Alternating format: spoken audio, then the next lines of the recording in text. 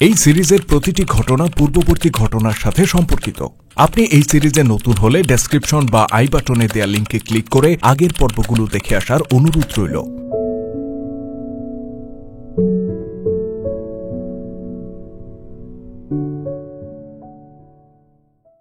ইরানি বাহিনী থেকে দৈত্যকায় দেহ বিশিষ্ট এক ব্যক্তির আবির্ভাব হয়। সে সামনে এসেই মুসলিমদের থেকে প্রতিপক্ষ আহ্বান করে। ইরানিদের মাঝে এই লোকটি হাজার মর্দ নামে খ্যাত ছিল। হাজার মর্দ বলে এটা বোঝানো হতো যে এই ব্যক্তি একাই হাজারটা পুরুষের শক্তি ধারণ করে। মুসলিমদের দুর্বলতার সুযোগে আন্দার জিঘর এই দৈত্যকে পাঠিয়ে তাদের সাথে কৌতুক করতে চায়। মুসলিমদের মধ্যে তাকে মোকাবেলা করার মতো কেউ ছিল না। খালিদ রাদিয়াল্লাহু তাআলা আনহু নিজেই ঘোড়া থেকে লাফিয়ে পড়েন এবং নাঙ্গা তলোয়ার উঁচু করে হাজার মর্দের সামনে গিয়ে দাঁড়ান। কিছুক্ষণ উভয়ের তরবারির সংঘর্ষ চলে এবং কৌশল পরিবর্তন করে করে তারা লড়াই করতে থাকে। দৈত্যাকৃতির ব্যক্তিটি একটা মাতাল মহিষের মতো ছিল। তার শরীরে এত শক্তি ছিল যে তার এক আঘাতেই যে কোনো মানুষ দ্বিখণ্ডিত হয়ে যেত। খালিদ রাদিয়াল্লাহু তাআলা আনহু এই দৈত্যাকৃতির লোকটির সাথে লড়াই করার ক্ষেত্রে এই প্রক্রিয়া অবলম্বন করেন যে তিনি আঘাত করতেন কম আর প্রতিহত করতেন বেশি। বেশি বেশি করে প্রতিপক্ষকে আঘাত করার সুযোগ দিতেন যেন একসময় সে ক্লান্ত হয়ে পড়ে। একই সাথে তিনি নিজেকে এমনভাবে উপস্থাপন করতে থাকেন যা দেখে প্রতিপক্ষ মনে করে তিনি ভীষণ ক্লান্ত হয়ে পড়েছেন। ইরানি দৈত্যটি খালিদকে দুর্বল ও ক্লান্ত মনে করে তার সাথে মনের আনন্দে খেলতে থাকে। তরবারি ঘুরিয়ে ঘুরিয়ে সে নাচতে নাচতে খালিদের উপর আক্রমণ করতে থাকে।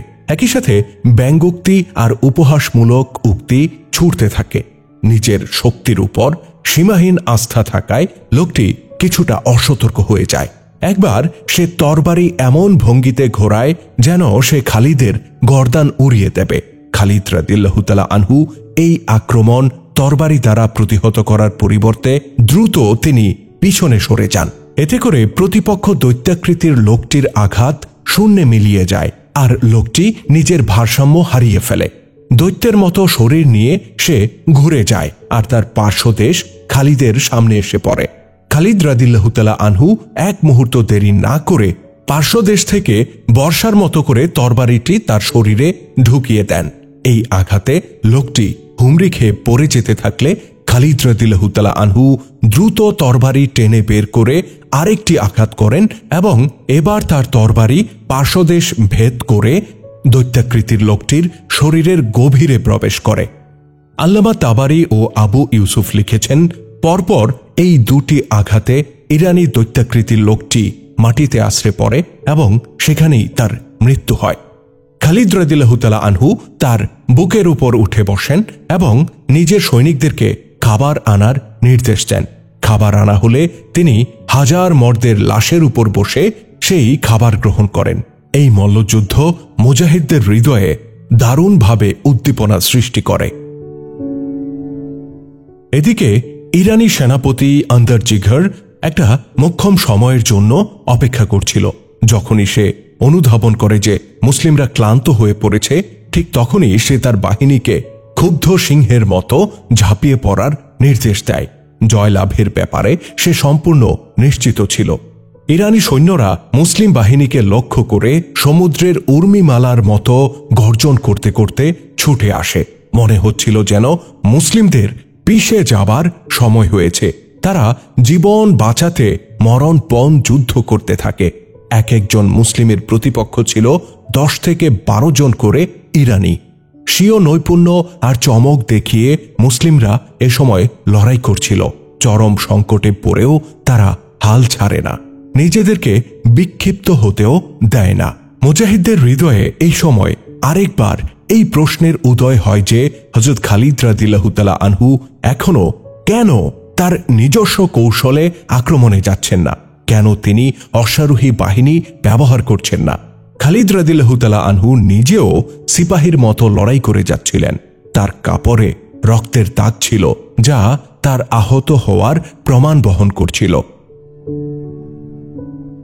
উভয় পক্ষে হতাহতের সংখ্যা লাফিয়ে লাফিয়ে বৃদ্ধি পেতে থাকে। তবে মুসলিমদের তুলনায় এ সময় ইরানিদের প্রাণহানির পরিমাণ ছিল।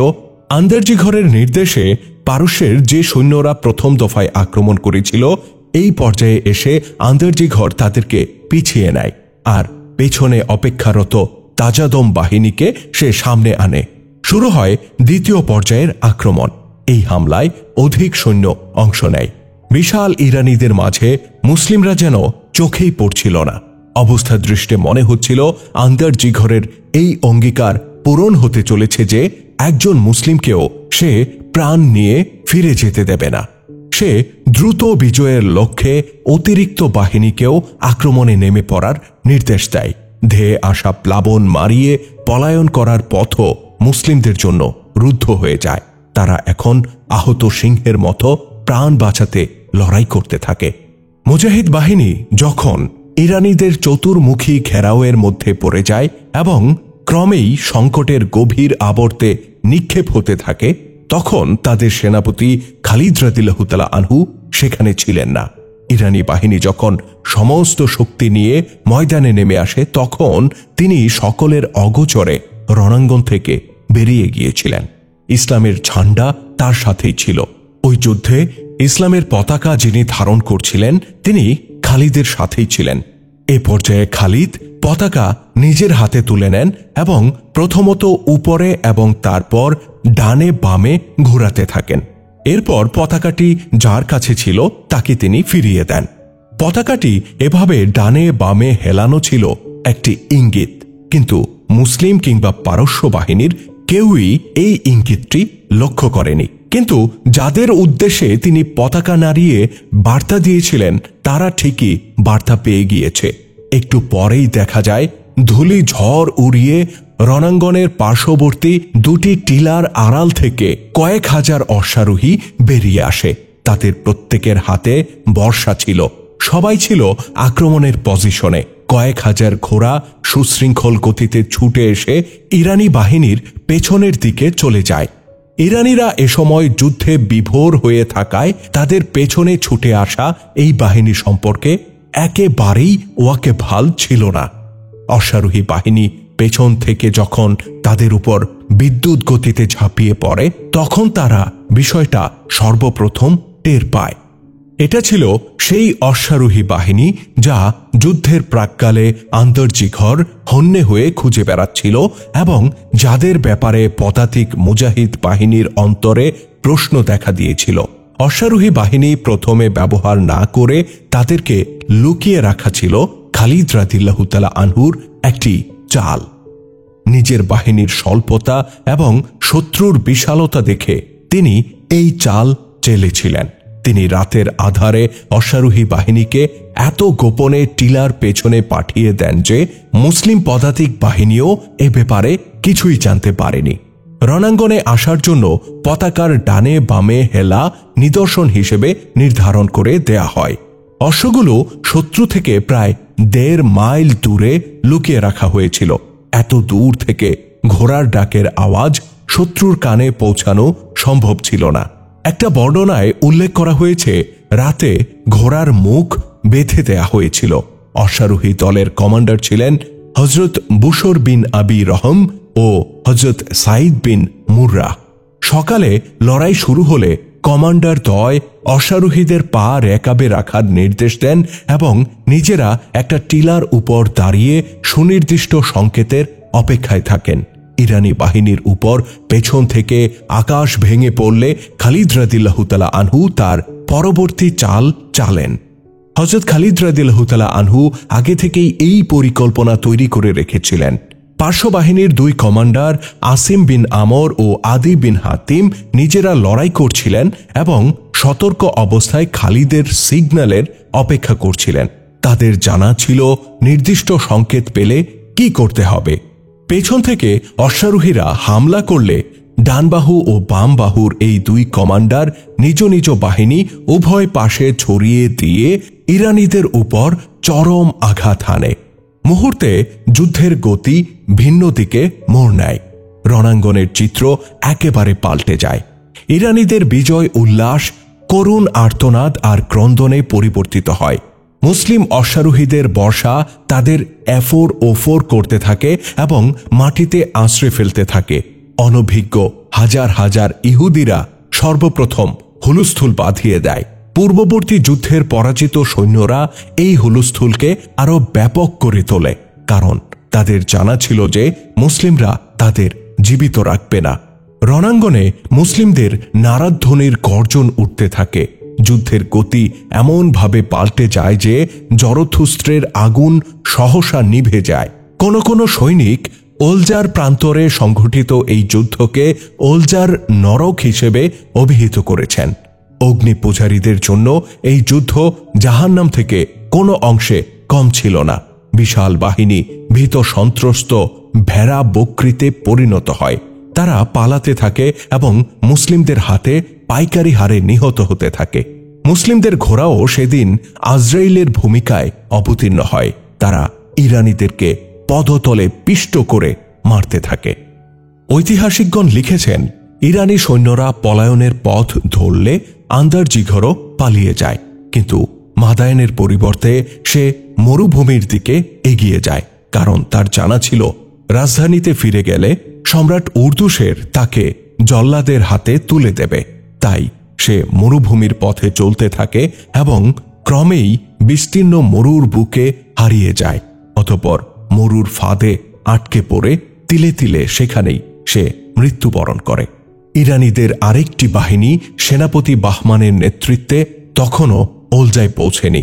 মুসলিমরা জানত বাহমানের নেতৃত্বে আরেকটি বাহিনী এগিয়ে আসছে, তাই তারা আরও একটি রক্তক্ষয়ী সংঘর্ষের অপেক্ষায় থাকে।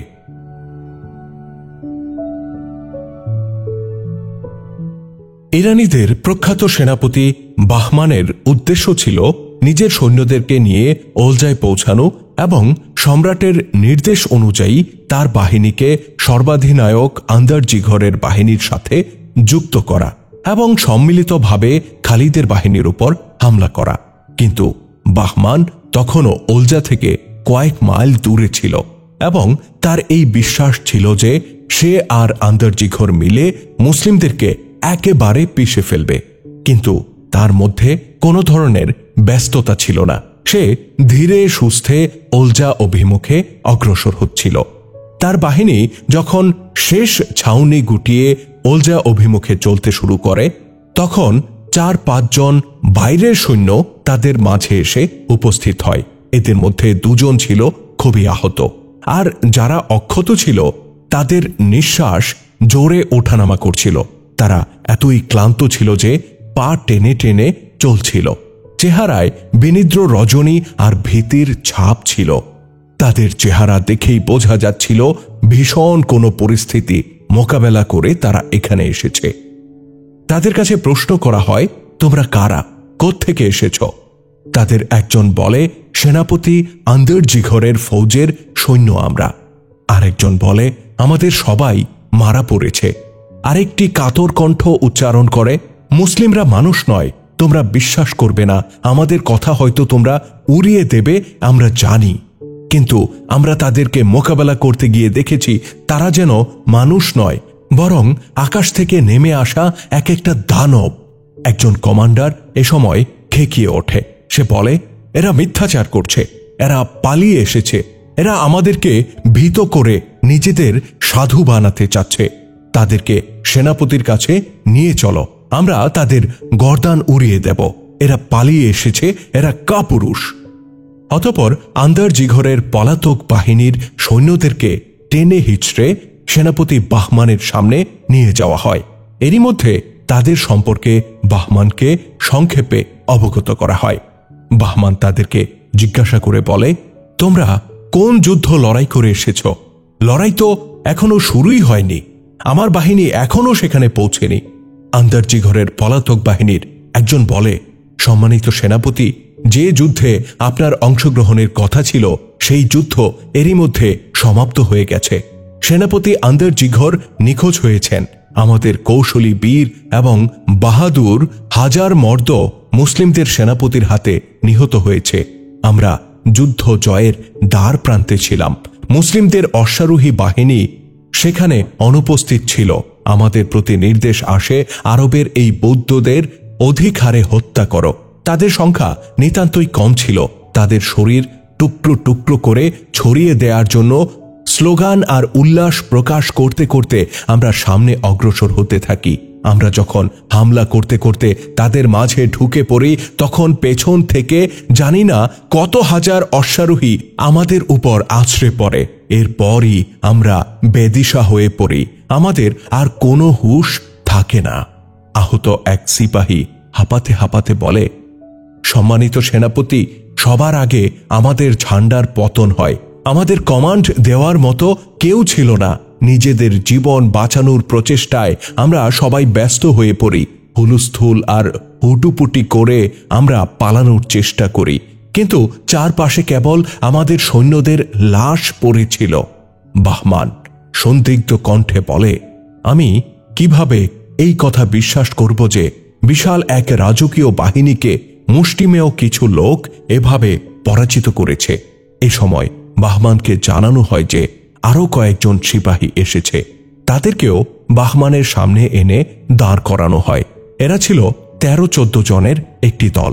তাদের অবস্থা এতটাই বিপর্যস্ত ছিল যে তাদের মধ্যে 3-4 জন সিপাহী উপর হয়ে মাটিতে ধপাস করে বসে পড়ে। মধ্যবয়সী বলিষ্ঠ দেহের অধিকারী একজন সিপাহীর দৃষ্টি আকর্ষণ করে এ সময় বাহমান বলে, তোমাকে দেখে সবচেয়ে অভিজ্ঞ সিপাহী মনে হচ্ছে। যা শুনলাম তা কতদূর সত্য তুমি কি আমাকে নিশ্চিত করে বলতে পারো? তোমরা নিশ্চয়ই জানো কাপুরুষতা, পিছু হটা এবং মিথ্যা বলার শাস্তি কতটা কঠোর হয়ে থাকে। মধ্যবয়সী সিপাহী বাহমানের কথার জবাবে বলে, আপনি যা শুনেছেন তা যদি এই হয়ে থাকে যে সেনাপতি আন্দরজিঘরের সৈন্যরা মদিনার বাহিনীর হাতে নিহত ও পরাজিত হয়েছে, তবে কথাটি ঠিক তেমন সত্য যেমন সত্য আপনি সেনাপতি আর আমি সিপাহী। আকাশের ওই সূর্য আর আমাদের এই মাটিতে দাঁড়িয়ে থাকাটা যেমন সত্য, তেমনি এই কথাটাও সত্য। মুসলিমদের বিরুদ্ধে এটা আমার তৃতীয় লড়াই। 3টি যুদ্ধেই মুসলিমদের সংখ্যা ছিল নিতান্ত কম, কিন্তু জরথুস্ত্রের কসম দিয়ে বলছি, আমার কথার এক বর্ণও যদি মিথ্যা হয়, তবে যে আগুনের পূজা আমি করি তা যেন আমাকে জ্বালিয়ে ভস্ম করে দেয়। আমি কসম করে বলছি, নিশ্চয়ই তাদের মাঝে এমন শক্তি আছে যা চোখে দেখা যায় না। তাদের এই অদৃশ্য শক্তি আমাদের উপর ওই সময় চড়াও হয় যখন পরাজয় তাদের দিকে ধেয়ে আসছিল আর আমরা বিজয়ের দ্বার প্রান্তে দাঁড়িয়েছিলাম। সেনাপতি বাহমান বলে, আমাকে বিস্তারিত বলো, আমাকে বোঝাও কিভাবে তোমাদের পরাজয় ঘটল।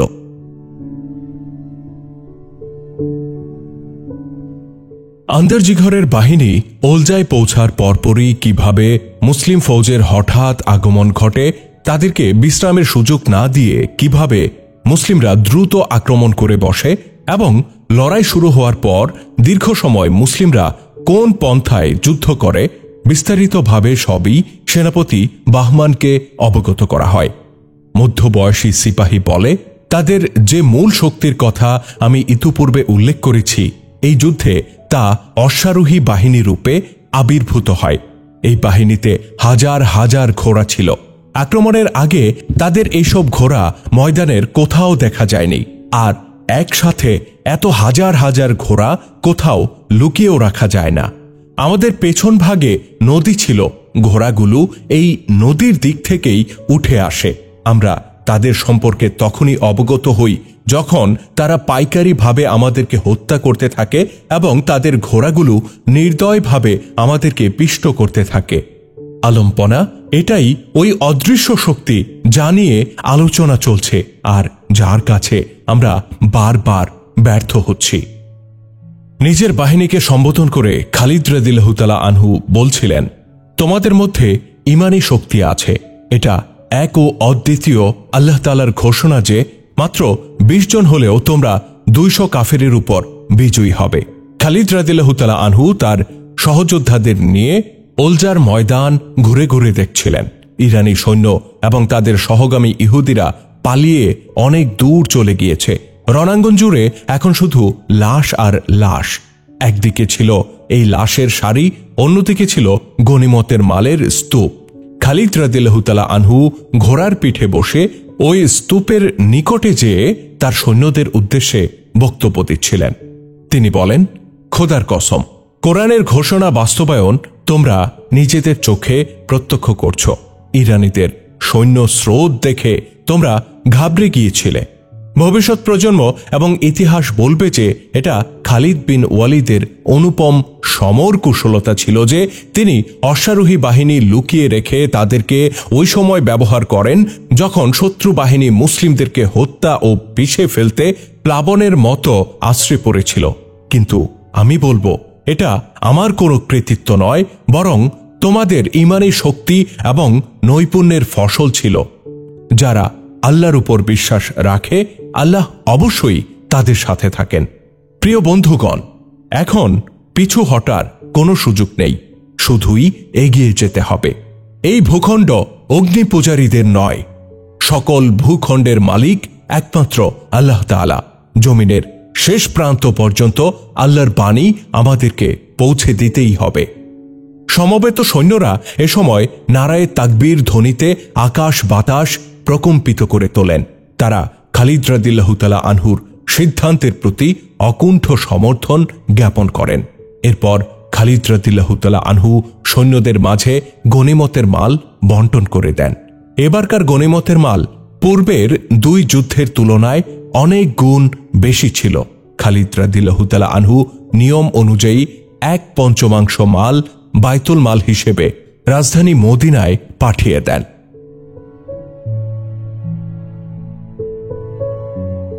এদিকে মধ্যবয়সী সিপাহীর বর্ণনায় বাহমান নিশ্চিত হয়ে যায় যে আন্দারজিঘরের সৈন্যরা সত্যি সত্যি মুসলিমদের হাতে শোচনীয়ভাবে পরাজিত হয়েছে এবং আন্দারজিঘর এমনভাবে পালিয়েছে যে এখন তার কোনো পাত্তা নেই। বাহমান এ সময় জাবান নামে তার এক কমান্ডারকে ডেকে পাঠায়। বাহমান তাকে বলে, আন্দারজিঘরের পরিণতি নিশ্চয়ই তুমি শুনেছ। আমাদের প্রতি কিসরার নির্দেশ ছিল ওলজায় গিয়ে আন্দারজিঘরের সৈন্যের সাথে মিলিত হওয়া। এই পরিকল্পনা এখন শুধুই অতীত। আমাদের পরবর্তী করণীয় কি, এ ব্যাপারে তুমি কি কিছু ভেবেছ? জাবান বলে, যা কিছুই করি না কেন আমাদের ফিরে যাওয়া ঠিক হবে না। বাহমান বলে, কিন্তু জাবান, বর্তমান পরিস্থিতিতে অপরিকল্পিত কোনো পদক্ষেপ নেওয়াও ঠিক হবে না। তৃতীয়বারের মতো মুসলিমরা আমাদেরকে পরাজিত করেছে। তুমি এখনো অনুধাবন করনি যে সে সময় অতীত হয়ে গেছে যখন আমরা মদিনার বাহিনীকে মরু ডাকাত বা বৌদ্ধ বলে উড়িয়ে দিতাম। এখন আমাদেরকে ভেবে চিনতে প্রতিটি কদম ফেলতে হবে। প্রতিপক্ষকে গুরুত্ব দেওয়ার সময় এসে গেছে। জাবান বলে, আমাদের পূর্ববর্তী 3টি পরাজয়ের কারণ এটাই যে আমাদের সেনাপতিরা প্রতিপক্ষকে কোনো গুরুত্ব দেয়নি এবং মরু লুটেরাদের এক বিক্ষিপ্ত কাফেলা মনে করে তাদের সামনে গিয়েছে। প্রত্যেক সেনাপতি তাদেরকে অবমূল্যায়ন করেছে এবং তুচ্ছ জ্ঞান করেছে। প্রথম পরাজয়ের পরেই আমাদের চোখ খুলে যাওয়া উচিত ছিল, শত্রুকে গুরুত্ব দেওয়া উচিত ছিল, কিন্তু বাস্তবে এমনটি হয়নি। আপনি নিশ্চয়ই কিছু ভেবেছেন পরবর্তী করণীয় সম্পর্কে। বাহমান বলে, এই চিন্তা আমাকে ভীষণ উদ্বিগ্ন করে তুলেছে যে কিসরা উর্দুসের ভীষণ অসুস্থ। আমি জানি প্রথম 2 পরাজয়ের আঘাত তাকে শয্যাশায়ী করে দিয়েছে। এই মুহূর্তে আরেকবার পরাজয়ের খবর তাকে চিরদিনের জন্য স্তিমিত করে দেবে। এই সম্ভাবনাও রয়েছে যে পরাজয়ের সংবাদ বাহককে সে মৃত্যুর দুয়ারে পাঠিয়ে দিতে পারে। জাবান বলে, কিন্তু সেনাপতি, আমাদের লড়াই আর প্রাণ বিসর্জন ব্যক্তি উর্দুশেরের জন্য নয়। আমাদের লড়াই জরথুস্ত্রের সম্মান ও মর্যাদা রক্ষা করার লড়াই। বাহমান বলে, তোমার সাথে একটি বিষয় পরামর্শ করতে চাই জাবান। এখন এটা স্পষ্ট যে আমাদের প্রতি কিসরার যে নির্দেশ ছিল তা এখন অর্থহীন। আমি মাদায়েনে ফিরে যেতে চাই, সেখানে গিয়ে নতুন হুকুম জেনে আসতে চাই। এছাড়া কিছু গুরুত্বপূর্ণ বিষয়ে আমি সম্রাটের সাথে কথা বলতে চাই। তারও এখন এটা অভ্যাসে পরিণত হয়েছে যে তিনি কথায় কথায় বলে ওঠেন, যাও মুসলিমদেরকে মাটির সাথে মিশিয়ে দিয়ে আসো। তাকে এখন পর্যন্ত এই কথাটি কেউ বলেনি যে সমর শক্তির অধিকারী কেবল আমরাই নয়, বরং প্রতিপক্ষও যথেষ্ট শক্তি ধারণ করে। তাদের শক্তি অগ্রাহ্য করার মতো নয়। আমি বিশ্বাস করি যে যুদ্ধ দক্ষতা এবং ভরপুর প্রেরণা মুসলিমদের মাঝে যতটুকু আছে তা আমাদের মধ্যে নেই। জাবান, শক্তির বলে কাউকে পরাজিত করা যায় না। জাবান বলে, আমি আপনাকে প্রস্তাব করছি সৈন্যদের যাত্রা স্থগিত ঘোষণা করুন এবং এখন আপনি মাদায়েন ফিরে যান। বাহমান তখন নির্দেশে সুরে বলে, সৈন্যদের যাত্রা এখানেই থামিয়ে দাও, এখানে তাঁবু স্থাপন করতে বলো। আমার প্রত্যাবর্তন পর্যন্ত তুমি এই বাহিনীর প্রধান সেনাপতি হিসেবে দায়িত্ব পালন করবে। জাবান জিজ্ঞাসা করে, আপনার অনুপস্থিতিতে মুসলিমরা যদি এখানে চলে আসে কিংবা আমরা যদি পরস্পরের সম্মুখীন হই, তখন আমার প্রতি আপনার নির্দেশ কি? আমি কি তাদের সাথে সর্বাত্মক সংঘর্ষে লিপ্ত থাকব, নাকি আপনি ফিরে আসার আগ পর্যন্ত কৌশলে তাদের সাথে সংঘর্ষ এড়িয়ে যাব? বাহমান বলে, আমার প্রত্যাবর্তনের আগে তুমি যথাসম্ভব চেষ্টা করবে সংঘর্ষ এড়িয়ে যাবার। ইরানি বাহিনীর অগ্রযাত্রা স্থগিত ঘোষণা করে সেখানেই তাদের ছাউনি ফেলার নির্দেশ দেয়া হয়। ইরানি সৈন্যরা যেন হাফ ছেড়ে বাঁচে। অন্তত কয়েকদিনের জন্য তারা বিশ্রামের সুযোগ পায়। এদিকে বাহমান কয়েকজন অশ্বারোহী বডিগার্ড সাথে নিয়ে মাদায়েনের উদ্দেশ্যে রওনা হয়ে যায়।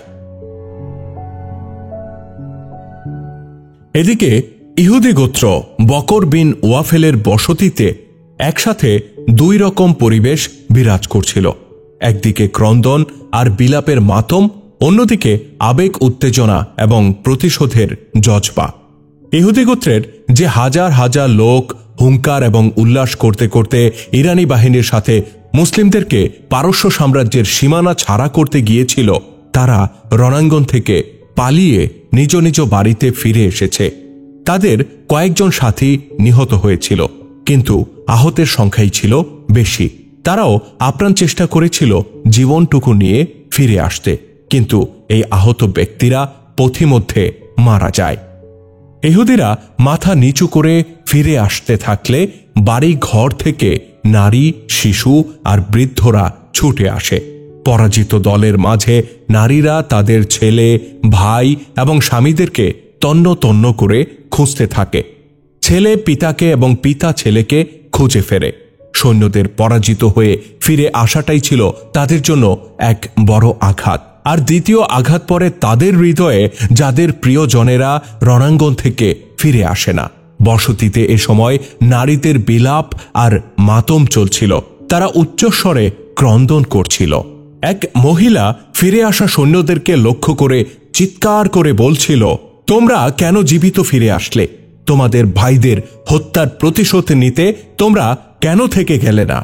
এই আওয়াজটি কয়েকটি কণ্ঠের আওয়াজে পরিণত হয়। অতঃপর মহিলাদের এই তীর্যক ভর্ৎসনা ওঠে যে, তোমরা বনু বকরের নাম ডুবিয়েছ। তোমরা ওই সমস্ত মুসলিমদের হাতে পরাজিত হয়েছ যারা একদিন এই গোত্রেরই লোক ছিল। যাও, ফিরে যাও, প্রতিশোধ নাও।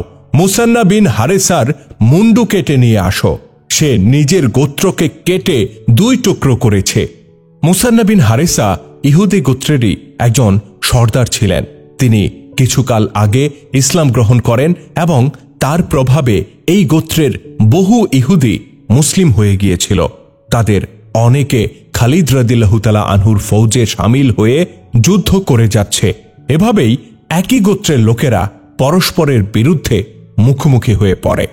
আল্লামা তাবারি এবং ইবনে কুতাইবা লিখেছেন, পরাজিত ইহুদিরা স্ত্রীদের ভর্ৎসনা এবং উত্তেজনায় প্রভাবিত হয়ে মুসলিমদের বিরুদ্ধে লড়াই করতে আবার প্রস্তুত হয়ে যায়। অধিকাংশ ঐতিহাসিক লিখেছেন, ইহুদিদের এই কারণেও রক্ত গরম ও চঞ্চল হয়ে ওঠে যে সমাজে যাদের কোনো মূল্য ও গুরুত্ব ছিল না, তারা এখন ইসলাম গ্রহণ করে এমন শক্তিধর হয়ে উঠেছে যে পারস্যের মতো শক্তিশালী সাম্রাজ্যকে তারা হুঙ্কার দিয়ে যাচ্ছে এবং দফায় দফায় পরাজিত করে যাচ্ছে। বনু বকর গোত্রের একজন বিশিষ্ট ব্যক্তি আব্দুল আসওয়াদ আজালি এ সময় বলে, পরিস্থিতি খুবই নাজুক।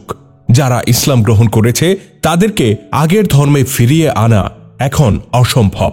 এখন একটাই করণীয়, আর তা হচ্ছে তাদেরকে নির্বিচারে হত্যা করা। আব্দুল আসওয়াদ আজলান গোত্রের নেতা ছিল। এটাও বনু বকর গোত্রের একটি শাখা ছিল। আজলান গোত্রের নামানুসারে তাকে আব্দুল আসওয়াদ আজালি বলা হতো। সে একজন নামকরা ইহুদি বীর ছিল।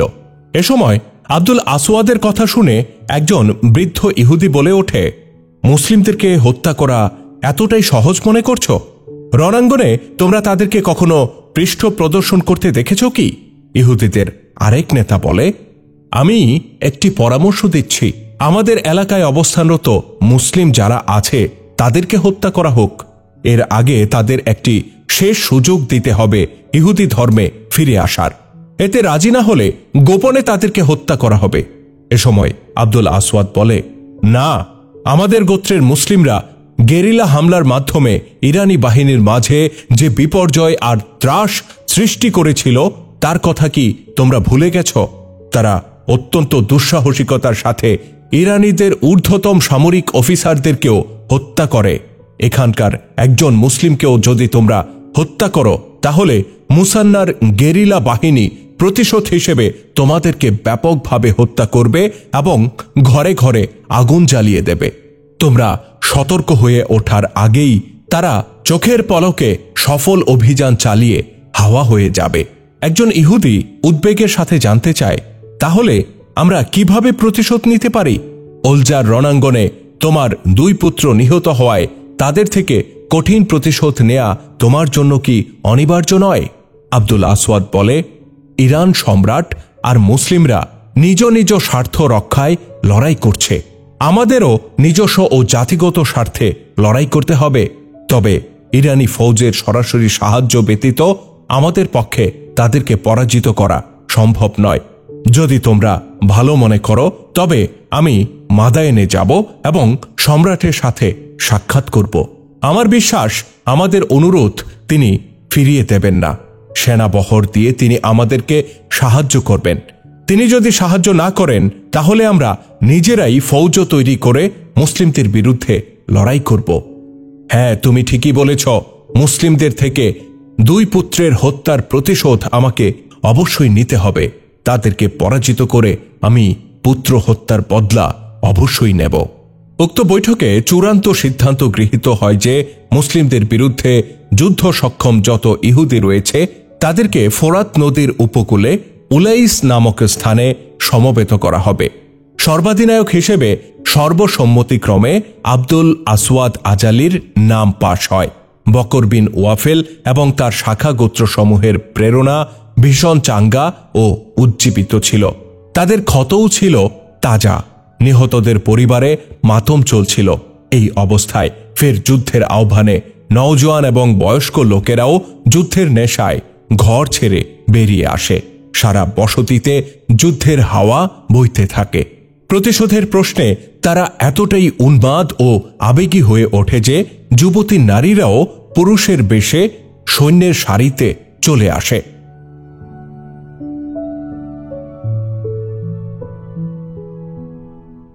ইরাকি ইহুদিদের মনোভাব, যুদ্ধ প্রস্তুতি এবং উলাইস নামক স্থানে তাদের ফৌজের আকারে জমায়েত হওয়া, এই সংবাদ খালিদ রাদিয়াল্লাহু তাআলা আনহুর অজানা ছিল না। খালিদ রাদিয়াল্লাহু তাআলা আনহুর সৈন্যরা অনেক দূরে অবস্থান করলেও শত্রুদের প্রতিটি আচার আচরণ, ওঠা বসা যথাসময়ে রেকর্ড হচ্ছিল। প্রয়োজনীয় এবং গুরুত্বপূর্ণ তথ্য খালিদ রাদিয়াল্লাহু তাআলা আনহু সাথে সাথে পেতে থাকেন। তার গোয়েন্দা টিম চারিদিকে ছড়ানো ছিল। ইহুদিদের পাশে আরব মুসলিমরাও অবস্থান করত। মদিনার মুসলিমদের সাথে তাদের ছিল গভীর সম্পর্ক, আন্তরিক টান। উপর্যুপরি মুসলিমদের বিজয় দেখে অগ্নি পূজকদের হাত থেকে নাজাত ও নির্যাতন থেকে মুক্তির সূর্য তাদের চোখের তারায় ঝলমল করতে থাকে। তারা অকৃত্রিমভাবে মুসলিমদের বন্ধু ছিল। তাদের হৃদয় মুসলিমদের সাথেই মিলিত ছিল। ফলে তারা কারো কোনো নির্দেশ ছাড়াই স্বপ্রণোদিত হয়ে মুসলিমদের পক্ষে গোয়েন্দাগিরি ও গুপ্তচর বৃত্তি করতে থাকে। খালিদ রাদিয়াল্লাহু তাআলা আনহুর সৈন্যদের মানসিক অবস্থা ও মনোবল ছিল অত্যন্ত চাঙ্গা ও দুরন্ত। এক বিশাল শক্তির বিরুদ্ধে উপর্যুপরি 3 বার বিরাট জয়লাভ এবং প্রচুর মালে গনিমত অর্জনের দরুন মুজাহিদ বাহিনীর দৃঢ়তা ও মনোবল ছিল তুঙ্গে। প্রতিটি সৈন্য সাহসে বলীয়ান ছিল।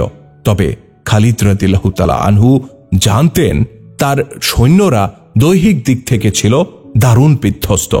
উপযুক্ত ও পর্যাপ্ত বিশ্রামের সুযোগ না পাওয়ায় শারীরিক দুর্বলতা তাদেরকে গ্রাস করে ফেলছে।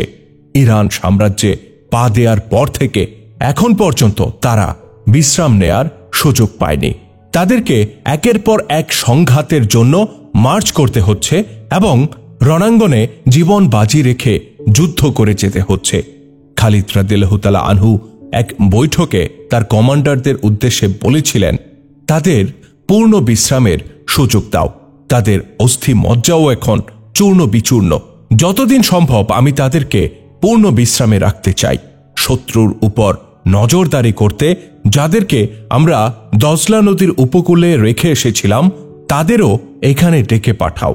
কই, মুসান্নাকে তো দেখছি না, সে কোথায় গেল? একজন কমান্ডার জবাবে বলে, তাকে গতকাল রাত থেকে খুঁজে পাওয়া যাচ্ছে না। এ সময় দূর থেকে একটি ঘোড়ার ঘণ্টার আওয়াজ শোনা যায়। আওয়াজটি ক্রমেই নিকটবর্তী হচ্ছিল। একটু পরেই আরোহী সহ ঘোড়া হযরত খালিদ রাদিয়াল্লাহু তাআলা আনহুর তাঁবুর নিকটে এসে থামে। বাইরে থেকে এক ব্যক্তি খালিদ রাদিয়াল্লাহু তাআলা আনহুকে অবগত করান যে মুসান্না ইবনে হারিসা এসেছেন। মুসান্না ঘোড়া থামিয়ে এক প্রকার লাফিয়ে নেমে ছুটে গিয়ে খালিদের তাঁবুতে প্রবেশ করেন। খালিদ স্মিত হেসে বলেন, খোদার কসম ইবনে হারিসা, তোমার হাবভাব বলছে যে নিশ্চয়ই তুমি কোনো গুপ্ত ধন ভাণ্ডারের সন্ধান নিয়ে এসেছ। মুসান্না ইবনে হারিসা বলেন, ধন ভাণ্ডারের চেয়েও দামি তথ্য নিয়ে আমি এসেছি। আমার গোত্রের ইহুদিরা একটি ফৌজ তৈরি করে উলাইসে সমবেত হতে রওনা হয়েছে। তাদের নেতৃবৃন্দ রুদ্ধদ্বার বৈঠকে আমাদের বিরুদ্ধে যে পরিকল্পনা গ্রহণ করেছে তা আমি বিস্তারিত অবগত হয়ে এসেছি। খালিদ রাদিয়াল্লাহু তাআলা আনহু জানতে চান, তাহলে তো এই তথ্য লাভ করতেই তুমি গত রাত থেকে হাওয়া হয়ে গিয়েছিলে? মুসান্না জবাবে বলেন, হ্যাঁ, তারা আমারই গোত্রের লোক। আমি জানতাম আমার গোত্রের লোকেরা প্রতিশোধ না নিয়ে স্বস্তিতে বসে থাকবে না। বেশ বদল করে আমি তাদের পিছু নিয়েছিলাম। যে জায়গায় বসে তারা আমাদের বিরুদ্ধে পরিকল্পনা তৈরি করে আমি তার পাশেই একটা কক্ষে বসেছিলাম। আমি সেখান থেকে পুরো খবর সংগ্রহ করে রওনা হয়েছি। দ্বিতীয় গুরুত্বপূর্ণ খবরটা হচ্ছে, তাদের নেতৃত্বাধীন একটি প্রতিনিধি দল আমাদের বিরুদ্ধে যুদ্ধ করতে সেনা সাহায্য চাইতে মাদায়েনে সম্রাট উর্দুশেরের দরবারে যাচ্ছে। খালিদ রাদিয়াল্লাহু তাআলা আনহু বলেন, তাহলে তো এর অর্থ এই যে আমার সৈন্যদেরকে যে বিশ্রামের সুযোগ দিয়েছিলাম সেটা আর হয়ে উঠল না।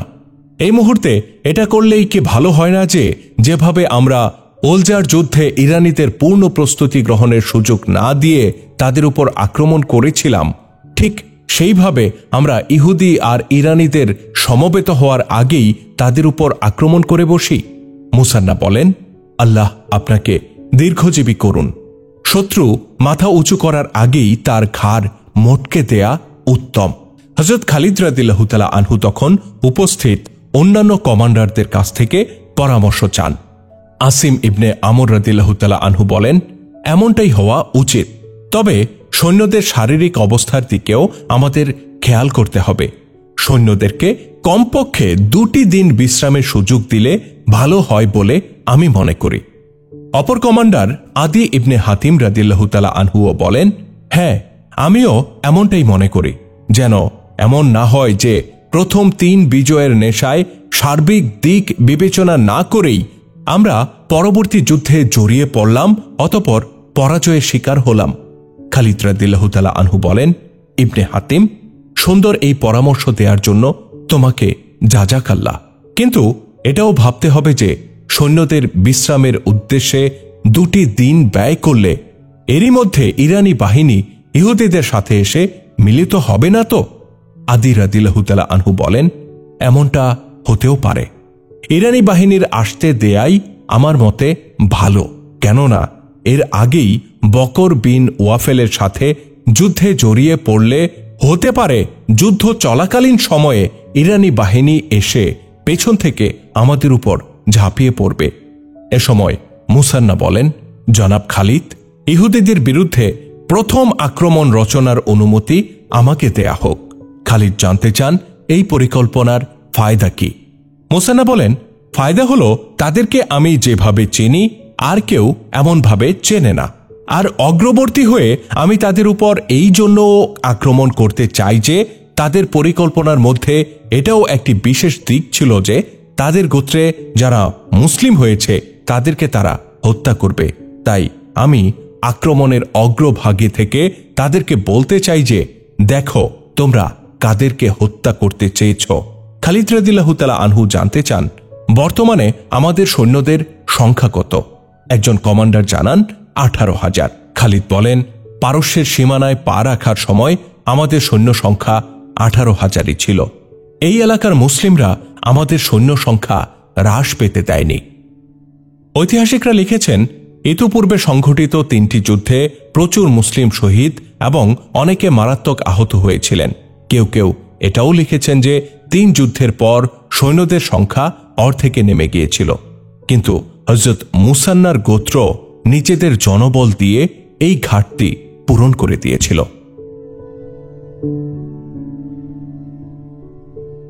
পারস্য সেনাপতি বাহমান উর্দুশেরের সাথে সাক্ষাৎ করে তার থেকে নতুন নির্দেশ লাভের জন্য রাজধানী মাদায়েনে পৌঁছেছিল, কিন্তু রাষ্ট্রীয় চিকিৎসক তাকে সম্রাট পর্যন্ত তৎক্ষণাৎ পৌঁছতে দেয়নি।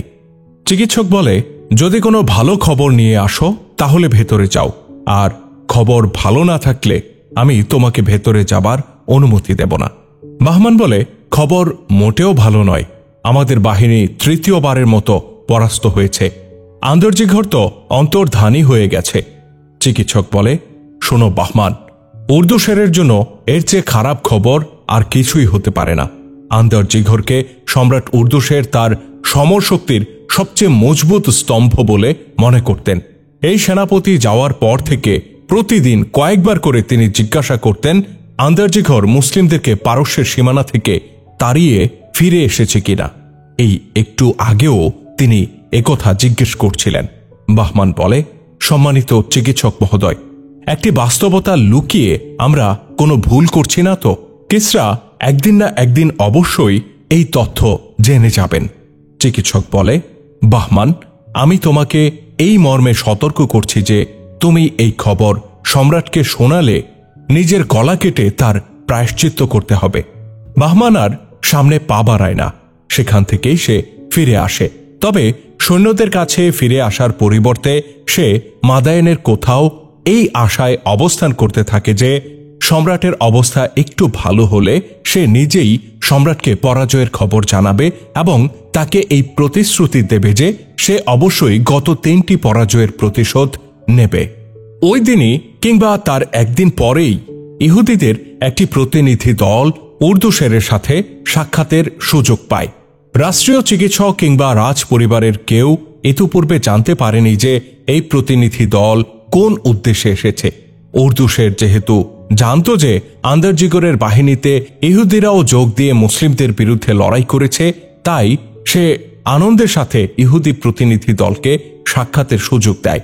এই প্রতিনিধি দল সম্রাটকে প্রথম সাক্ষাতে যে খবর শোনায় তা হল আন্দরজিগর পরাজিত হয়েছে।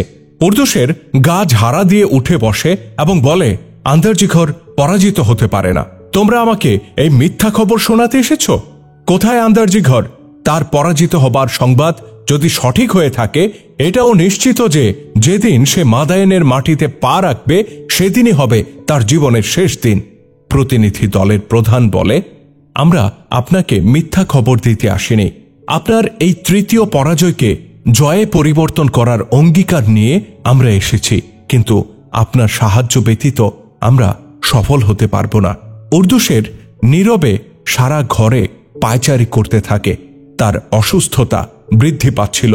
সে অত্যন্ত দুর্বল হয়ে পড়েছিল। ঔষধ তাকে সুস্থ করে তোলার পরিবর্তে দীর্ঘ অসুস্থতার দিকে ঠেলে দেয়। তৃতীয়বারের মতো পরাজয়ের খবরে তার আশার আলো ধপ করে নিভে যায়। হতাশা আর ব্যর্থতা তাকে চরমভাবে গ্রাস করে ফেলে। সুস্থ হওয়ার যতটুকু ক্ষীণ আলো ছিল সেই আলোটুকু মিলিয়ে যায়। ডাক্তার তখন তার পাশেই দাঁড়িয়েছিল। চিকিৎসক বলে, মহামান্য সম্রাটের এখন বিশ্রামের প্রয়োজন। সম্মানিত মেহমানগণ, এখন বিদায় নিলে সম্রাটের জন্য ভালো হতো। ইহুদি প্রতিনিধি দল প্রস্থানের জন্য আসন ত্যাগ করে। চিকিৎসকের মনোভাব বুঝতে পেরে তারা ক্ষণকাল দেরি করে না। উর্দুশেরের দুর্বল আওয়াজ এ সময় বলে ওঠে, দাঁড়াও, পরাজয়কে জয়ে পরিবর্তন করার কথা তোমরা বলছিলে, তা তোমরা কি চাও? প্রতিনিধি প্রধান বলে, কিছু ফৌজও চাচ্ছি মহামান্য সম্রাট, তবে অধিক সংখ্যক অশ্বারোহী হলে ভালো হয়। আমাদের পুরো গোত্র উলাইসে পৌঁছে গেছে। উর্দুশের বলে, তোমরা যা চাইবে তাই পাবে। বাহমানের কাছে চলে যাও এবং তার বাহিনীকে সাহায্য হিসেবে নিজেদের সাথে নিয়ে নাও। বাহমান ওলজার ধারে কাছেই কোথাও থাকবে। কেউ একজন উর্দুশেরকে জানায়, বাহমান তো এখন মাদায়েনে অবস্থান করছেন জনাব। সে আপনার কাছে এসেছিল, কিন্তু চিকিৎসক তাকে আপনার কাছে আসাটা ভালো মনে করেনি। উর্দুশের নির্দেশ দেয়, তাকে এখনই ডাকো। আমার কাছে কোনো কিছু লুকিয়ে কোনো লাভ নেই। যদি আমার কাছে কোনো সংবাদ লুকাও তাহলে সঠিক সিদ্ধান্ত গ্রহণ সম্ভব হবে না। বাহমান যখন সম্রাটের দরবারে উপস্থিত হল, ঠিক ওই সময়টাতে উলাইশের চিত্র কিছুটা ভিন্ন ছিল। বাহমান মাদায়েনে আসার সময় জাবানকে তার ভারপ্রাপ্ত সেনাপতি নিয়োগ করে এসেছিল এবং তাগিদ দিয়ে বলেছিল সে যেন তার আসা পর্যন্ত মুসলিমদের সাথে যুদ্ধে জড়ানো থেকে দূরে থাকে। বাহমান চলে যাবার পর জাবান উলাইশের নিকটবর্তী কোথাও অবস্থান করছিল। এক সূত্রে জাবানের কাছে এই সংবাদ আসে যে ইহুদিদের একটি ফৌজ উলাইশের আশেপাশে জমা হচ্ছে। আরেকটি সূত্র থেকে সে এই তথ্যও পায় যে মুসলিম বাহিনী উলাইশের দিকে ক্রমে এগিয়ে আসছে। জাবানের প্রতি যদিও কিছুটা ভিন্ন রকম নির্দেশ ছিল, তথাপি মুসলিমদের মার্চ করার সংবাদ শুনে সে চুপটি মেরে বসে থাকতে পারে না। সে নিজের বাহিনীকে উলাইশের দিকে মার্চ করার নির্দেশ দেয়। উলাইশের দিকে মুসলিমদের এগিয়ে যাবার খবর জাবানকে বিচলিত করে তুলেছিল। সেখানে বাহমান ছিল না, জাবান ছিল দায়িত্বে। মুসলিমদের ঠেকানোর উদ্দেশ্যেই এত দূর আসা। তাই কারো নির্দেশের অপেক্ষা না করে সে ঝুঁকি গ্রহণ করে এবং ইহুদিদের সাথে মিলিত হওয়ার উদ্দেশ্যে রওনা হয়।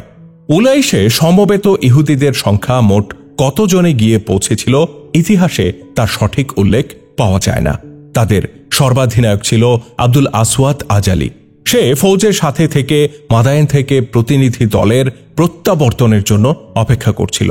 এদিকে খালিদ রাদিয়াল্লাহু তাআলা আনহু অপেক্ষা করার মতো সেনাপতি ছিলেন না। তিনি নিজের বাহিনীকে সামান্য বিশ্রাম দেয়া জরুরি মনে করেছিলেন। এরপর তাদেরকে নিয়ে তিনি উল্লিশ অভিমুখে যাত্রা করেন। গতি স্বাভাবিকের চেয়ে অনেক দ্রুত ছিল। এদিকে মুসান্না তার দুর্দর্শ বাহিনী নিয়ে একটু পৃথক হয়ে আগে আগে এগিয়ে যাচ্ছিল। মুসান্না পথিমধ্যে তার সাথে থাকা সৈনিকদের উদ্দেশ্যে বলে, ওহে আল্লাহর সৈনিকেরা, সামনের লড়াইয়ে আমরা এমনভাবে লড়ব যেভাবে ইরানের সীমান্ত ছাউনিগুলোতে আমরা লড়াই করেছিলাম। অর্থাৎ আমাদের জন্য এটা হতে যাচ্ছে এক গেরিলা হামলা, গুপ্ত আক্রমণ। তোমরা যাদের সাথে লড়াই করতে যাচ্ছ তারা এই প্রক্রিয়ায় লড়াই করতে অভ্যস্ত নয়। তাদেরকে তোমরা ভালো করেই চেনো। তারা তোমাদের গোত্রেরই ইহুদি। তাদেরকে বিক্ষিপ্ত করে লড়াই করতে বাধ্য করবে। এজন্য আমি তোমাদেরকে মূল বাহিনী থেকে আলাদা করেছি। তবে মনে রাখবে, আমরা মূল বাহিনীর সেনাপতির অধীনেই রয়েছি। সাথে সাথে এটাও মনে রাখবে যে এটা ধর্মকে সমুন্নত করার লড়াই। তোমাদের প্রতিপক্ষ দুই ভ্রান্ত মতবাদী। আল্লাহ যে আমাদের সাথেই আছেন তা ইতিপূর্বে বহু যুদ্ধে তোমরা প্রমাণ পেয়েছ। মনে রেখো, এই ইহুদি তারাই যারা সারাক্ষণ আমাদের বিরুদ্ধে গুপ্তচর বৃত্তি করেছে এবং অগ্নি পূজারীদের হাতে আমাদের ঘর বাড়ি জ্বালিয়ে দিয়েছে। আমরা তাদের থেকে আজকে প্রতিশোধ নিতে যাচ্ছি। সৈন্যরা ইমানি দীপ্ততায় স্লোগান তুলতে থাকে, কিন্তু হযরত মুসান্না তাদেরকে থামিয়ে দেন এবং নীরবে অগ্রসর হওয়ার নির্দেশ দেন। তিনি তাদের ভালো করে জানিয়ে দেন যে আমরা অতি সাবধানে পথ অতিক্রম করব শত্রুরা আমাদের আগমনের খবর তখন টের পাবে যখন আমরা তাদের উপর আক্রমণ করব।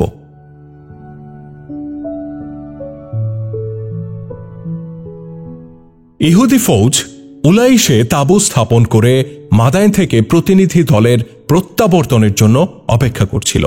এ সময় হঠাৎ করেই ইহুদি ফৌজের নিরাপত্তা রক্ষায় নিয়োজিত কয়েকজন একসাথে চিৎকার করে বলে, হুঁশিয়ার, শত্রুরা আসছে, খবরদার, সাবধান, প্রস্তুত হও।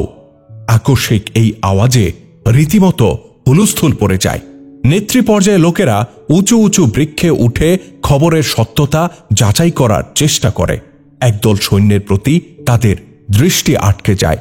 তাদের দিকে একটি বাহিনী এগিয়ে আসছিল। নেতারা গাছে বসেই তীরন্দাজ বাহিনীকে প্রথম সারিতে আসার নির্দেশ দেয়।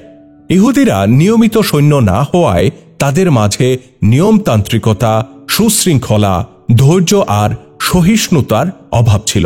তারা পরিকল্পিত ও কৌশলী হামলার পরিবর্তে এক জায়গায় দাঁড়িয়ে টানা হামলায় অভ্যস্ত ছিল।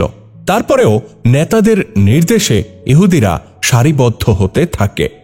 আগন্তুক বাহিনী কাছে এসে পড়েছিল প্রায়। সৈন্যরা আরও এগিয়ে এলে নেতাদের মাঝে কিছুটা সংশয়ের উদ্রেক হয়। একজন সালার বলে যে এটা মুসলিম বাহিনী হতে পারে না, কারণ এরা সেদিক থেকে আসছে যেদিকে বাহমানের বাহিনী থাকার কথা ছিল। ইহুদিদের সেনাপতি দুই অশ্বারোহীকে দ্রুত ঘোড়া ছুটিয়ে আগন্তুক বাহিনী সম্পর্কে খোঁজ খবর নিতে বলে। একজন অশ্বারোহী দ্রুত ফিরে এসে উঁচু আওয়াজে বলে, এরা শত্রু নয়, বরং এরা বন্ধু, এরা আগত পারস্য বাহিনীর ফৌজ। ইহুদিরা আনন্দে স্লোগান তুলতে থাকে এবং এই স্লোগান চলা অবস্থাতেই জাবানের বাহিনী ইহুদিদের ছাউনিতে প্রবেশ করে। জাবান সম্পূর্ণ বাহিনীর কমান্ড নিজের হাতে নিয়ে নেয় এবং ইহুদি নেতাদের বলে তারা এখন থেকে তার নির্দেশ এবং নির্দেশনা মোতাবেক যেন চলে। জাবান ইহুদিদের সাহস বৃদ্ধির জন্য একটা গরম ভাষণ দেয়। তার এই ভাষণের সারসংক্ষেপ এটাই ছিল যে এবার তাদের পূর্বের 3টি পরাজয়ের চরম প্রতিশোধ নিতে হবে। জাবান বলে, আমি দেখতে পাচ্ছি তোমরা তোমাদের তরুণীদেরকেও সাথে এনেছ। তোমরা যদি হেরে যাও তাহলে এই কোমল নারীরা মুসলিমদের গনিমতে পরিণত হবে। তারা তাদের দাসীতে পরিণত হবে। তাদের ইজ্জত আবরুরের দিকে তাকিয়ে নিজেদের জীবন বাজি রেখে লড়াই করবে। সারিবদ্ধ ইহুদিদের মুখে স্লোগানের খই ফুটছিল। তারা তো প্রথম থেকেই প্রতিশোধের আগুনে জ্বলছিল, আর এখন ইরানিদের সুশৃঙ্খল বাহিনী দেখে তাদের সাহস আর মনোবল আরও অনেক বৃদ্ধি পায়।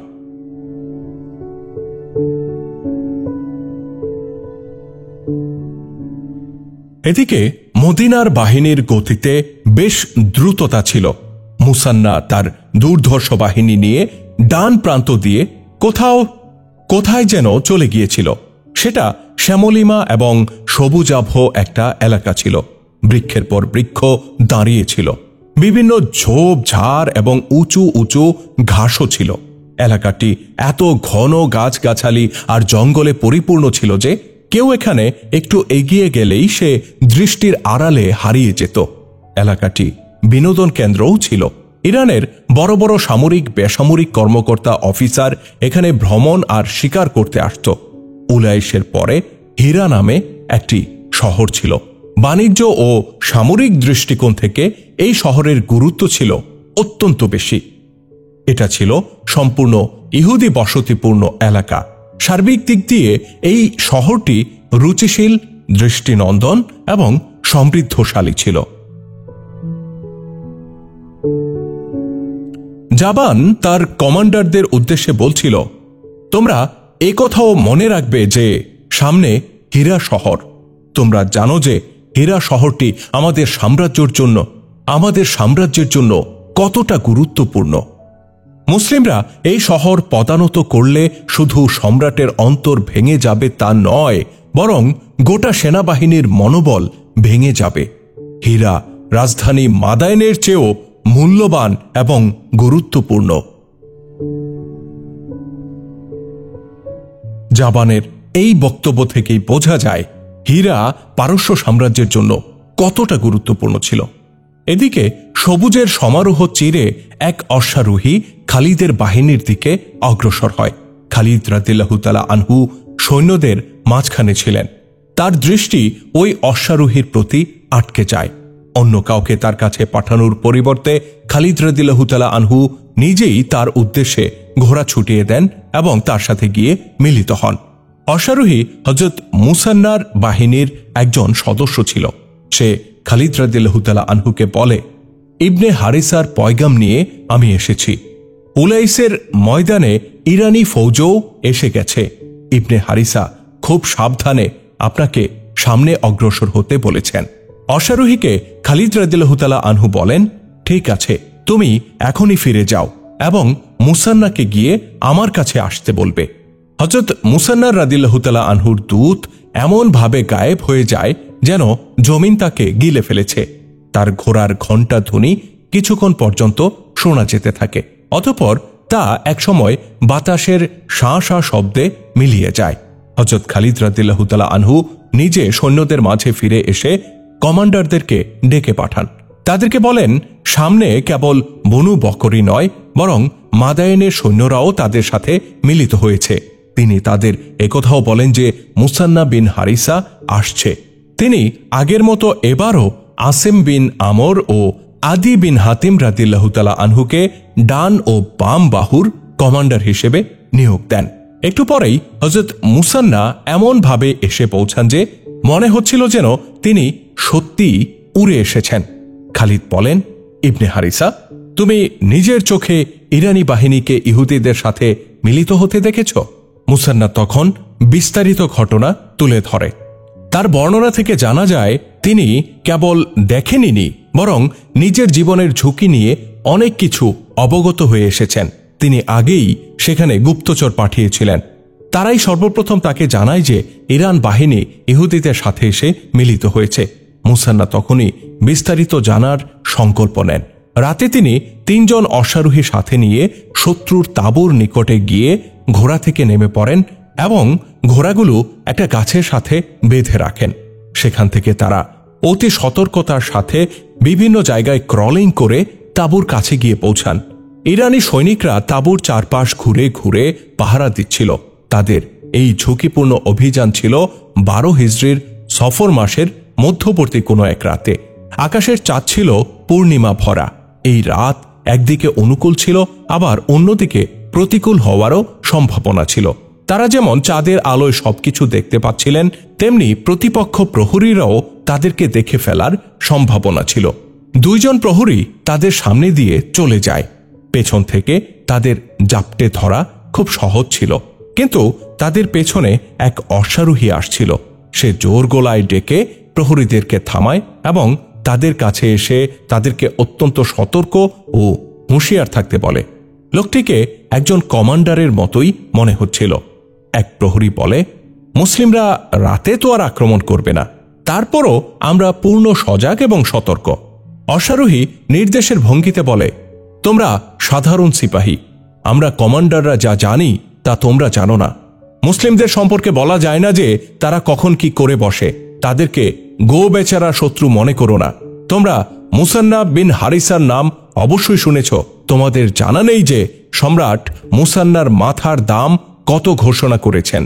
তাকে মৃত অথবা জীবিত ধরতে পারলে, কিংবা যদি কেউ তার কল্লা কেটে উপস্থিত করতে পারে, তবে ধন ঐশ্বর্যে সে ভরপুর হয়ে উঠবে, কিন্তু তোমরা তাকে ধরতে পারবে না। সে জিন ছাড়া আর কিছুই নয়। সে কারো দৃষ্টিতে আসে না। সামনে যাও এবং নিজের পয়েন্টে সতর্ক দৃষ্টি রাখো। প্রহরী সামনে চলে যায় আর অশ্বারোহী সেখানে দাঁড়িয়ে থাকে। মুসান্না 3 জন জানবাজ সহ এক ঝোপের আড়ালে এ সময় লুকিয়েছিলেন। প্রহরীর গমন পথের দিকে না গিয়ে অশ্বারোহী উল্টো পথে সামনে এগোতে থাকে। ঘোড়ার পিঠে থাকা অবস্থায় তাকে বন্দী করা ঝুঁকিমুক্ত ছিল না। মুসান্না তার সঙ্গীদের একজনের কানে কানে কিছু একটা বলেন এবং অশ্বারোহীর দিকে তাকান। অশ্বারোহী কমান্ডার তখন ধীর গতিতে চলছিল। মুসান্না নিকটবর্তী একটি গাছে চড়ে বসেন, আর একটু পরে ওই গাছটার নিচ দিয়েই পারস্য অশ্বারোহী অতিক্রম করছিল। আচমকা মুসান্না গাছ থেকে ঘোড়ার উপর লাফিয়ে পড়েন এবং কমান্ডারকে ঘোড়া থেকে মাটিতে ফেলে দেন। মুসান্নার একজন সাথী দৌড়ে এসে ঘোড়ার লাগাম টেনে ধরে এবং অপর দুইজন কমান্ডারকে পাজাকোলা করে উঠিয়ে নেয় এবং তারা তার মুখ বেঁধে ফেলে। এরপর দ্রুত পারস্য কমান্ডার ও তার ঘোড়া সেখান থেকে দূরে সরিয়ে নেওয়া হয়। হযরত মুসান্নার জানবাজ সাথীরা নিজেদের ঘোড়ার বাঁধন খোলেন এবং সবাই সেখান থেকে দূরে চলে যান। তারা এতটা দূরত্বে যান যেখান থেকে কেউ চিৎকার দিলেও সেই আওয়াজ শত্রুর তাঁবু পর্যন্ত পৌঁছবে না। সেখানে পৌঁছে মুসান্না পারস্য অশ্বারোহীর গলায় তার তরবারি চেপে ধরেন, বলেন, তোমরা প্রাণে বাঁচতে চাইলে আমাকে বলো তোমাদের সৈন্যরা কোত্থেকে আসছে। ওই অশ্বারোহী বাহমানের বাহিনীর একজন কমান্ডার ছিল। প্রাণ বাঁচানোর স্বার্থে সে সবকিছু খুলে বলে। সে ভয়ে ভয়ে এটাও জানিয়ে দেয় যে বাহমান এখন মাদায়েনে, তার জায়গায় সেনাপতি হিসেবে দায়িত্ব পালন করছে বাজান। বনু বকরের ফৌজের সাথে তারা কিভাবে মিলিত হয়েছে তা তারা বিস্তারিত তুলে ধরে। কমান্ডার এই তথ্য জানায় যে ইহুদি গোত্রের কিছু নেতা মাদায়েন থেকেও সৈন্য নিয়ে আসবে। মুসান্না তাকে জিজ্ঞাসা করেন, মদিনার সৈন্যদের অবস্থান সম্পর্কে তোমরা কি জানো? কমান্ডার জবাবে বলে, তারা এখনো অনেক দূরে, আমরা তাদের উপর আক্রমণ করতে যাচ্ছি, সম্ভবত আজ থেকে 2 দিন পরেই। যা কিছু জানা দরকার তা জানা হয়ে যায়। মুসান্না তাকে হত্যা করেন এবং তার লাশ মাটি চাপা দিয়ে দেন। মুসান্না যখন খালিদ রাদিয়াল্লাহু তাআলা আনহুকে এই অবিশ্বাস্য কাহিনী শোনাতে থাকেন তখন ইতিমধ্যে সূর্য উঠে গিয়েছিল। খালিদ তাকে জিজ্ঞাসা করেন, সংখ্যায় তারা কত হতে পারে? মুসান্না বলেন, সঠিক সংখ্যা নিরূপণ করা কঠিন কাজ। আমাদের আর তাদের সংখ্যার আনুপাতিক হার তেমনই যেমনটা ইতিপূর্বে ছিল। তারা আমাদের চেয়ে 4 গুণ না হলেও অন্তত 3 গুণ তো হবেই। সময় অপচয় না করে অগোচরেই শত্রুর উপর ঝাঁপিয়ে পড়তে খালিদ রাদিয়াল্লাহু তাআলা আনহু এ সময় সৈনিকদের পথ চলা অব্যাহত রাখেন। তিনি চলতে চলতেই তার কমান্ডারদের সাথে পরামর্শ সেরে নেন, নিজেও সব পরিকল্পনা করতে থাকেন এবং তার সহকারীদেরকে প্রয়োজনীয় নির্দেশনা দিতে থাকেন। আরব মুসলিমদের ব্যাপারে মন্তব্য করতে গিয়ে ইরানিদের সবচেয়ে প্রভাবশালী ও অভিজ্ঞ সেনাপতি আন্দরজিঘর বলেছিল, এরা বর্বর মরুচারী, মরুভূমিতেই কেবল তারা লড়তে জানে। আন্দরজিঘর আরও বলেছিল, সে তাদেরকে দজলা ও ফোরাতের ওই জায়গায় নিয়ে লড়াই করতে বাধ্য করবে যে জায়গাটি বৃক্ষ, ঝোপ ঝাড় ও ঘাসে পরিপূর্ণ এবং কোথাও কোথাও অগভীর জলাভূমিও আছে। কিন্তু আন্দরজিঘরের সকল স্বপ্ন ও আশা আকাঙ্ক্ষা ওই উর্বর ও শ্যামলিমা সবুজাব মনোরম স্থানে চূর্ণ বিচূর্ণ হয়ে ভেস্তে গিয়েছিল। খালিদ রাদিয়াল্লাহু তাআলা আনহু তার সহকারীদের উদ্দেশ্যে বলেন, খোদার কসম, তোমরা এখন পানিপথে এবং বন জঙ্গলেও লড়াই করতে পারো। বিদেশের মাটিতে তোমরা এত শক্তিধর শত্রুকে 3 বার পরাস্ত করেছ। শত্রুদের লড়াইয়ের কৌশল ভঙ্গি তোমরা দেখেছ। মুসান্না বলেছে, শত্রুরা বর্তমানে যেই জায়গায় অবস্থান করছে তা 2 দরিয়ার মধ্যবর্তী একটি সমতল ময়দান, তবে বৃক্ষ আর সবুজে পরিপূর্ণ। ঘোড়া ছুটানোর সময় এ সমস্ত বৃক্ষ ও তাতে ঝুলে থাকা ডালপালার প্রতি সতর্ক দৃষ্টি রাখবে, নতুবা এ সকল ডালে ধাক্কা খেয়ে তোমরা নিজেরাই মৃত্যুর মুখে পতিত হবে। ময়দান খুব প্রশস্ত নয়, সংকীর্ণ। শত্রুকে কোনো রকম ফাঁদে ফেলা কিংবা নতুন কৌশল অবলম্বনের সুযোগ আমাদের হবে না। এবার যেটা হবে সেটা হচ্ছে মুখোমুখি সংঘর্ষ। ইবনে আমর এবং ইবনে হাতিম 2 পার্শ্ব বাহিনীর সালার হিসেবে দায়িত্ব পালন করবে। তারা নিজ নিজ বাহিনী ব্যবহারের ব্যাপারে স্বাধীন।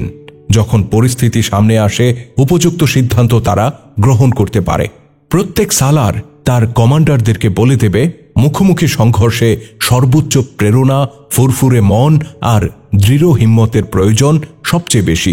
ইবনে হারিসা, তুমি এই যুদ্ধে আমার অধীনস্থ নও। তোমার সাথে আগেই কথা হয়েছে যে তুমি নিজস্ব বৈশিষ্ট্যে লড়াই করবে, তবে খেয়াল রাখবে তোমার বাহিনী যেন আমাদের পথে এসে না পড়ে। তোমার বাহিনীকে তুমি যেভাবে প্রশিক্ষণ দিয়ে রেখেছ সেভাবেই তাদেরকে ব্যবহার করবে, তবে তা কোনোভাবেই উল্টো পাল্টা কিংবা অন্ধভাবে নয়, সুশৃঙ্খল এবং ধারাবাহিকতা বজায় রাখা অত্যন্ত জরুরি। মুসান্না ইবনে হারিসা খালিদকে উদ্দেশ্য করে বলেন, আল্লাহ আপনাকে রহম করুন। আপনি যেমনটি বলেছেন ঠিক তেমনটি দেখবেন। আমার অশ্বারোহী বাহিনীর কাছে আমি কি এখন তাহলে আমার অশ্বারোহী বাহিনীর কাছে ফিরে যেতে পারি? খালিদ রাদিয়াল্লাহু তাআলা আনহু বলেন, আমি তোমাকে আল্লাহর ভরসার কাছে ছেড়ে দিচ্ছি। যাও, যুদ্ধের ময়দানে দেখা হবে, নতুবা হাসরের ময়দানে। হযরত মুসান্না ঘোড়া ছুটিয়ে দেন এবং চোখের পলকে দৃষ্টির আড়ালে চলে যান। তিনি আসার সময় ইরানি ওই কমান্ডারের ঘোড়াও সাথে নিয়ে এসেছিলেন, যাকে তিনি ফিল্মি কায়দায় অপহরণ করে তার কাছ থেকে গোয়েন্দা তথ্য সংগ্রহ করে হত্যা করেছিলেন। তিনি যাবার বেলা সেই ঘোড়াটি খালিদ রাদিয়াল্লাহু তাআলা আনহুর সৈন্যদেরকে দিয়ে যান। সৈন্য সংখ্যার স্বল্পতা এবং রণসম্ভারের অপ্রতুলতা সত্ত্বেও মদিনা বাহিনী ওই ফৌজের উপর আক্রমণ করতে এগিয়ে যায়, যাদের সংখ্যা তাদের চেয়ে 3 গুণ থেকেও বেশি। যুদ্ধাস্ত্র অনেক উন্নত। তাদের প্রত্যেক সৈন্যের মাথায় শিরস্ত্রাণ এবং তাদের শরীর লৌহ বর্মে আচ্ছাদিত।